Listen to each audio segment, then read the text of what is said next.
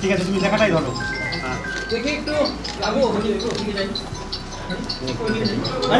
সবচেয়ে বেশি অবদান এই রেজাল্টের পিছনে আমার বাবা মার। মাধ্যমিকে আমি 4th হয়েছিলাম।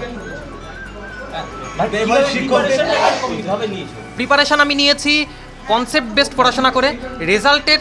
রেজাল্টে ফোকাস করার চেয়ে আমি বেশি জোর দিয়েছি যে ফিজিক্স, কেমিস্ট্রি, ম্যাথ, বায়োলজি, সায়েন্সের যে সাবজেক্টগুলি আছে এগুলি ডিপলি বোঝার, যাতে ক্লাস 11-12 লেভেলে যত জিনিস আছে এই সাবজেক্টের একটাও জিনিস যাতে অজানা না থাকে।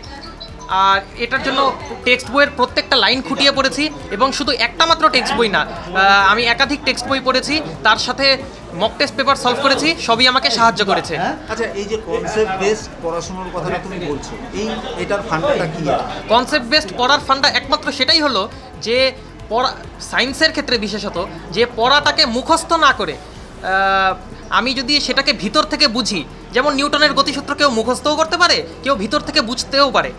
যদি কেউ ভিতর থেকে বুঝে পড়ে তাহলে তার সারা জীবন মনে থাকবে এবং সে পরীক্ষায়ও গুড স্কোর করবে। যারা যোগ্য শিক্ষক তারা যাতে অবিলম্বে আবার তাদের চাকরি ফিরে পান এটাই চাইবো, কিন্তু তাই বলে যারা অযোগ্যভাবে চাকরি পেয়েছেন তারাও যাতে এর সুবিধা করতে না পারেন, কিন্তু যোগ্য শিক্ষকরা তারা কোনোভাবেই যাতে বঞ্চিত না হন। তারা সবাই